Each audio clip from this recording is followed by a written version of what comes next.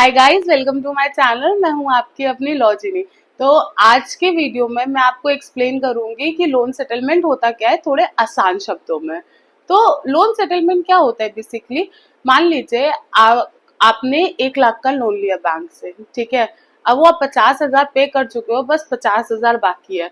अब वो 50,000 आप पे कर रहे थे, आपकी नौकरी थी, एकदम से आपकी क्या हुआ, नौकरी चली गई, ले ऑफ हो गया। अब आप क्या करोगे, कहाँ से लाओगे पैसा। अब आप ईएमआई नहीं भर पा रहे हो। अब आप क्या कर रहे हो, ईएमआई डॉज कर रहे हो। डॉज का मतलब अब ईएमआई नहीं दे पा रहे हो, ठीक है। अब आप ईएमआई नहीं दे पा रहे हो तो बैंक क्या करेगा, उस जो आपकी ईएमआई थी, जो पर मंथ जो आप उनको देते थे, उस पे वो इंटरेस्ट पे इंटरेस्ट लगाता चला जाएगा। पर आपके पास तो पैसा ही नहीं है। ऐसा तो है नहीं कि इस महीना नहीं है, चलो अगले महीने दे दूंगा, कोई बात नहीं, थोड़ा सा इंटरेस्ट लगने दो। पर आपके पास पैसा ही नहीं है देने के लिए, तब आप क्या करेंगे।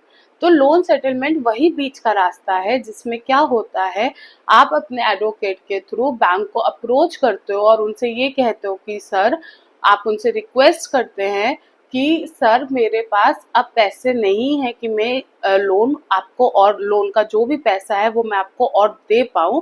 ये जो 50,000 का लोन बचा है, जस्ट फॉर एन एग्जाम्पल मैं बोल रही हूँ, मान लीजिए आपके पास सिर्फ 20,000 बचे हैं, जो आप 20,000 ज्यादा से ज्यादा दे पाएंगे, इससे ज्यादा नहीं दे पाएंगे।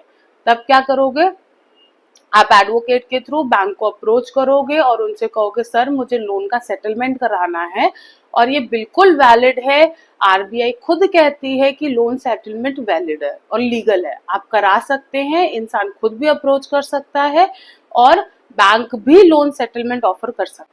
क्या आप भी ऐसी ही किसी प्रॉब्लम का शिकार है? हाँ, तो आज ही हमसे संपर्क करिए। We are here to help you out, to give you an expert advice what to do and how to navigate you through your loan journey. अपने हक को जानिए, किसी भी सिचुएशन से डरिए नहीं। Thank you so much.